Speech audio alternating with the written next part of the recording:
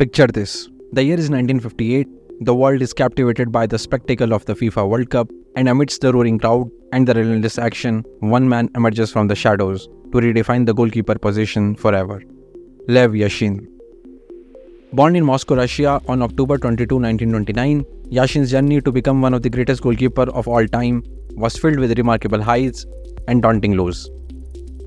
To truly understand the essence of Lev Yashin, we must delve into his early years. Yashin's journey begins in modest surroundings. His mother worked in a shoe factory and his father at the aircraft factory in Tushino. As a young boy, Lev Yashin discovered his passion for football, honing his skills in the streets of Moscow. The first football academy Lev attended was the local yard, and the team was boys from his neighborhood. His mother died when he was still a kid, and his father later married Alexandra Petrovna, who became his second mother. In 1939, the family welcomed Lev's younger brother, Borya. Their lives took a dramatic turn in 1941 when Russia entered into the war. Lev, at the tender age of 12, remembers the day of the evacuation as the last day of his childhood. Lev found himself thrust into adulthood working full-time at a factory. Just a short time ago, he was playing football in the local yard, but now he was dedicating his days to the demands of the wartime industry. Lev started to play for Dynamo Moscow's youth team, and he was being used as a goalkeeper mainly due to his height. When he was 18, he had a nervous breakdown and he found it difficult to continue his work at the factory. Yashin was suggested to join the military, where he could also play football. He enrolled in the military and became a member of their football team. There he caught the attention of Dynamo Moscow and Yashin joined their youth team. This marked a turning point in Lev Yashin's career, as he embarked on a remarkable journey that would shape him into one of the greatest goalkeepers in football history.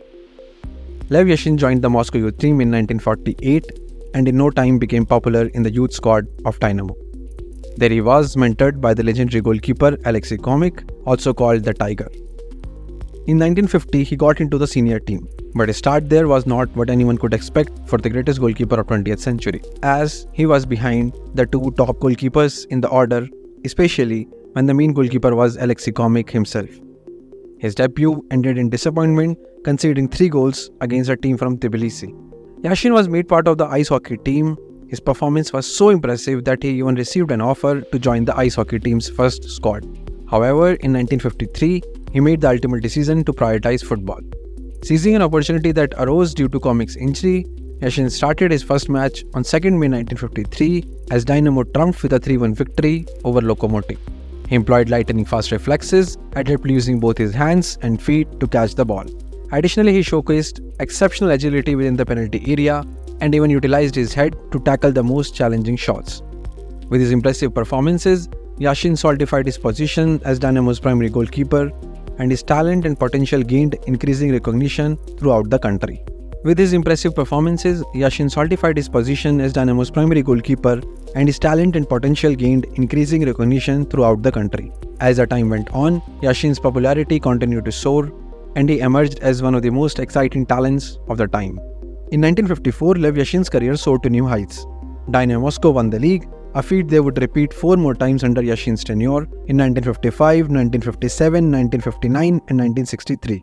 Yashin's breakthrough came in 1956 when he clinched the gold medal at the Summer Olympics. He was now regarded as the best goalkeeper in the country. His remarkable reach and all-black attire gave him the nickname of Black Spider.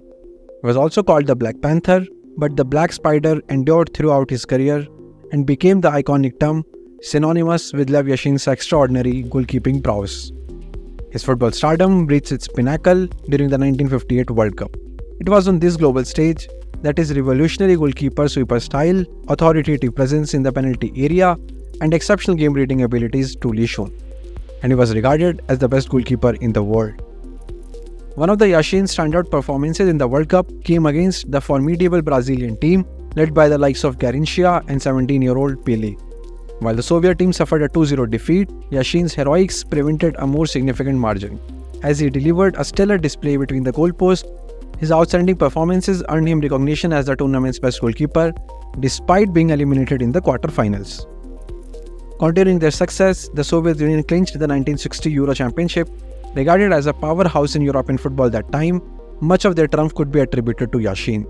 He made some unbelievable saves in the tournament, including in the final game against Yugoslavia that kept them in the game. Lev Yashin's innovative approach to goalkeeping revolutionized the position and left a lasting impact on the game. One of Yashin's most notable strengths was his exceptional positional sense within the goal. His ability to make intelligent rush outs, which were relatively uncommon during this era, further set him apart from his peers. His lightning quick reactions were unparalleled, making him a formidable presence between the goalposts. Yashin also possessed exceptional leadership qualities that set him apart from his peers. His commanding presence and ability to organize the defense made him a true leader on the field. Yashin's remarkable reflexes were particularly evident in penalty situations. He had saved 151 penalty kicks, more than any other goalkeepers, and had 270 clean sheets in more than 400 games. It's hard to say if any other goalkeeper has been as complete as him during his time or even later. In addition to his extraordinary reflexes, Yashin was known for his impeccable positioning and unwavering bravery. He was the very first goalkeeper to have a vocal presence in the team, commanding the defense and asserting his authority on the field. Yashin pioneered the technique of strategically punching the ball in challenging situations, something which was new to the goalkeepers of that time. Following his triumphs with Dynamo Moscow, including another domestic title in 1959 and a victory in 1960 European Nations Cup, Yashin experienced a huge dip in his form. It was pretty evident during the 1962 World Cup, where he made several errors against Colombia, resulting in a 4-4 draw and later in a 2-1 defeat against Chile. He became scapegoat for 1962 World Cup and experienced enduring criticism from the media and critics. But Yashin regained his form in 1963 and led Dynamo Moscow to yet another championship. Yashin received global recognition after his remarkable performance in the renowned match of the century between England and the rest of the world, representing some of the top players in the world. The match was held in 1963 on the 100th anniversary of English Football Federation. In the first half, as the goalkeeper for the world team, he managed to keep a clean sheet, preventing any goals from being scored against his sides, and delivered several breathtaking saves and left spectators in awe. Yashin believed that this match played a huge role in reviving his career. He went on to win the Ballon d'Or in 1963 and is still the only goalkeeper to ever win the Ballon d'Or.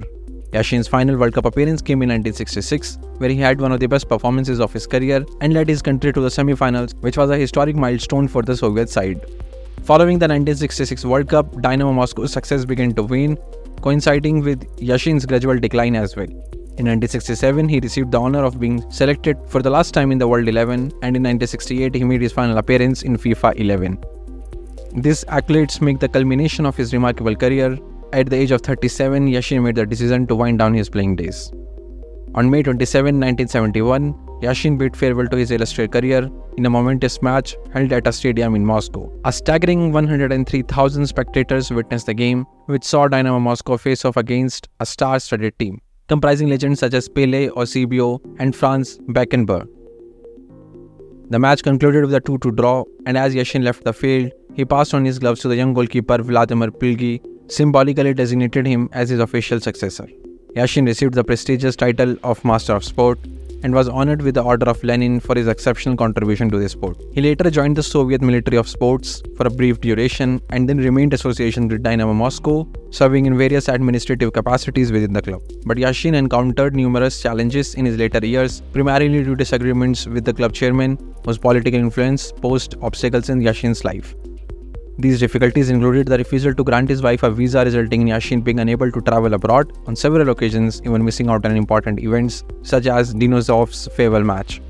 In 1986, Yashin faced a severe health setback when a blood clot necessitated the amputation of his leg. On March 20, 1990, he passed away at the age of 60 due to stomach cancer. Yashin was accorded a state funeral, befitting his status as a Soviet-honored Master of Sport. In 1998, Yashin was voted the best goalkeeper of 20th century by the International Federation of Football History and Statistics.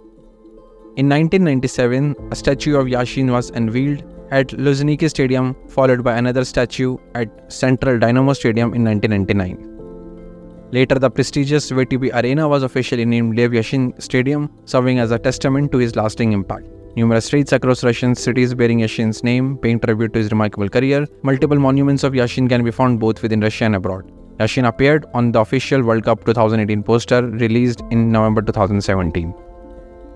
Lev Yashin is regarded as one of the best sportsmen in Russian history, and he remains an iconic figure among Russians and football fans around the world. Yashin's influence can be seen in the way that modern goalkeepers approach the game. Many of the tactics and strategies he used are still employed by top-level goalkeepers today, and his legacy lives on through the many young players who aspire to emulate his success. From what I was able to see from his videos, his influence, so many things he did which were totally new for his time, and his individual brilliance to literally single-handedly save his team on numerous occasions was just on another level.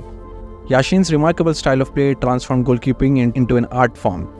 He showed that a goalkeeper could be more than just a shot stopper. Calling any player the best for any position is always debatable, especially when comparisons are drawn with the player from different eras, and we did not watch them enough. But the way he influenced the goalkeeping position was amongst the very best footballers and not just goalkeepers of his generation, and the talent and ability Lev Yashin possessed, it might not be an exaggeration to say that he indeed was the greatest goalkeeper of all time.